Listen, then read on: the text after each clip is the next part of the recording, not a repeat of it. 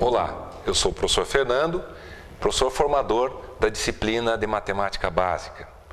Hoje nós vamos ver a última aula desse conjunto de videoaulas que fizemos, que é a aula de número 5 e que trata das equações do primeiro e segundo graus e também das inequações do primeiro grau. Vamos iniciar com a resolução de uma equação do primeiro grau. Lembrando que uma equação é uma expressão matemática aberta por conta dessa variável x, geralmente é o x que nós utilizamos, mas pode ser outras letras, expressa por um sinal de igualdade. Isso então é a equação. Vai ser do primeiro grau quando o expoente dessa variável for 1.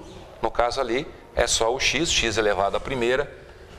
Então nós temos aqui uma equação do primeiro grau. Notem vocês que resolver uma equação do primeiro grau, pela regra prática, é isolar o x, é achar o valor do x. É deixar o x, no caso ali, como a variável x, deixar esse x sozinho, isolar o x. Veja que eu tenho várias operações acontecendo, a multiplicação, a adição, e tem um parênteses aí que eu tenho que resolver isso primeiro, para daí deixar esse x isolado. Então o primeiro passo aqui é eliminar esse parênteses. Eliminar esse parênteses é resolver a distributiva.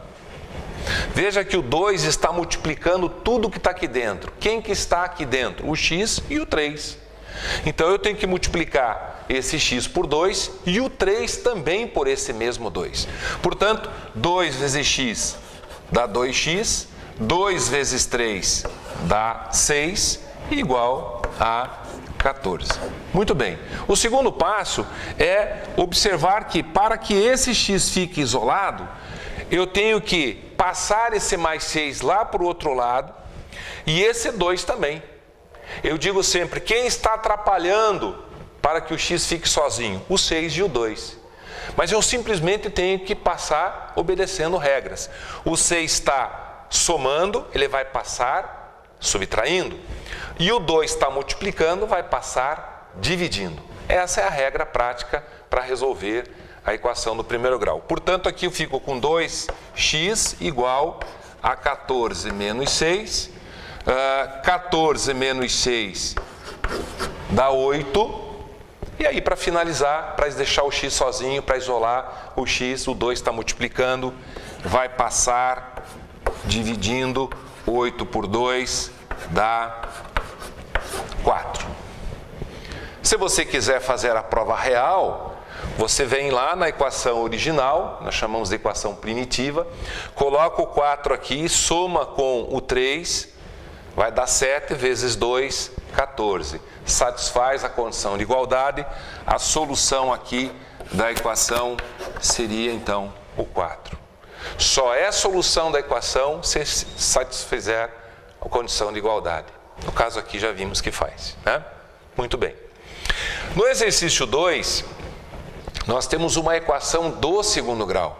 Notem vocês que o expoente 2 está presente aqui, é o maior expoente entre as variáveis. Portanto, aqui nós já temos o outro tipo de equação, que é a do segundo grau. Quando eu tenho uma equação do segundo grau completa, como é o caso dessa aqui, o termo em x ao quadrado, o termo em x e o termo independente de x. Quando eu tenho uma equação completa do segundo grau, nós utilizamos a chamada fórmula de Bhaskara para calcular os valores de x. E eu falo valores de x porque, como você viu aqui na equação do primeiro grau, nós temos apenas um valor de x que satisfaz a condição de igualdade. Na equação do segundo grau, por ser do segundo grau, você vai ter dois valores que satisfaz a condição de igualdade. E que nós vamos chamar de x' e x duas linhas. Para chegar nesses valores, vamos aplicar a fórmula de Bhaskara. Eu costumo mostrar para os meus alunos a resolução da equação do segundo grau em 3 passos. O primeiro passo é achar o valor do A, do B e do C, que são os coeficientes. O A é sempre o coeficiente do x ao quadrado. Quando não tem nada aqui, subentende-se que é 1x ao quadrado, o A vale 1. O coeficiente do B é do termo do x, menos 5, E o C é o coeficiente é o termo independente de x, que no caso aqui vale 6. O segundo passo, na fórmula de Bhaskara, existe lá o discriminante delta, que é uma letra grega, né? Vocês lembram disso? Que vale, o delta vale b ao quadrado menos 4 vezes a vezes c. Então eu costumo achar o delta primeiro para depois aplicar a fórmula de Bhaskara. Eu acho mais fácil. Portanto, nosso delta, menos 5 ao quadrado, menos 4 vezes 1 vezes 6, menos 5 ao quadrado é 25, menos 4 vezes 1 vezes 6 dá 24. Portanto, o nosso delta aqui vai ser 25 menos 24 vai dar 1. E o terceiro e último passo é a aplicação da fórmula de Bhaskara, que é o x igual menos b mais ou menos raiz quadrada de delta sobre 2 vezes a. Essa aqui, pessoal, é a fórmula utilizada, a fórmula de Bhaskara, utilizada para resolver a equação completa do segundo grau. Muito bem, aí vamos substituir os valores. X igual menos, o menos é da fórmula. O b, por sua vez, também é menos 5, então vai ficar menos, mais raiz quadrada de 1, que é o delta, sobre 2 vezes a, 2 vezes 1. Ok? Muito bem, o nosso x aqui, menos com menos dá mais 5, mais ou menos raiz quadrada de 1 é 1, 2 vezes 1 dá 2. E aqui eu vou achar o x' e o x duas linhas. Como que nós vamos achar esses dois valores? Com o sinal de mais e com o sinal de menos. Para achar o x', eu vou fazer 5 mais 1 divididos por 2. 5 mais 1 dá 6, divididos por 2 dá 3. O x duas linhas, 5 menos 1 dá 4, divididos por 2 dá 2. Portanto, a resposta aqui dessa equação é 3 e 2. Se você fizer a prova real e substituir o 3 aqui, 3 ao quadrado, menos 5 vezes 3, vai dar 0. Se você pegar o 2, substituir aqui, vai dar 0. Portanto, 3 e 2 são ou fazem parte da solução dessa equação. No exercício 3, nós veremos a resolução de uma inequação do primeiro grau. Qual é a diferença? O que é uma inequação do primeiro grau? Nós vimos a equação do primeiro grau, no exercício 1, que era uma expressão matemática, né, que tem lá o sinal de igual. A diferença aqui para a inequação é aquela expressão, né, que tem o sinal de desigualdade. Esse sinal aqui, no caso, é maior ou igual. Então, nós devemos procurar um x que satisfaça essa condição de o resultado ser maior ou igual a 7. A resolução, a regra é a mesma das equações do primeiro grau.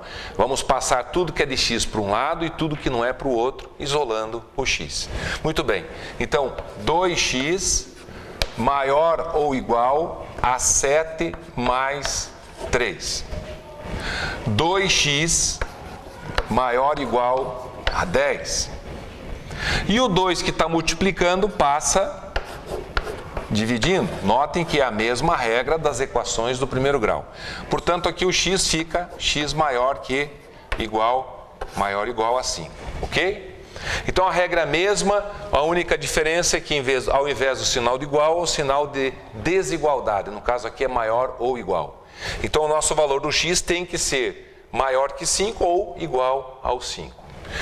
No exercício 4, eu quero fazer uma consideração sobre a troca de sinais. Veja, nesse caso aqui, é importante perceber que eu tenho aqui um menos 3x. Veja o que vai acontecer. A regra é a mesma, mas tem um detalhe importante a ser considerado.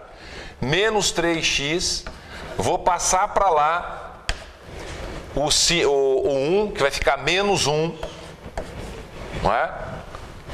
Mais 1 passa para lá, fica menos 1.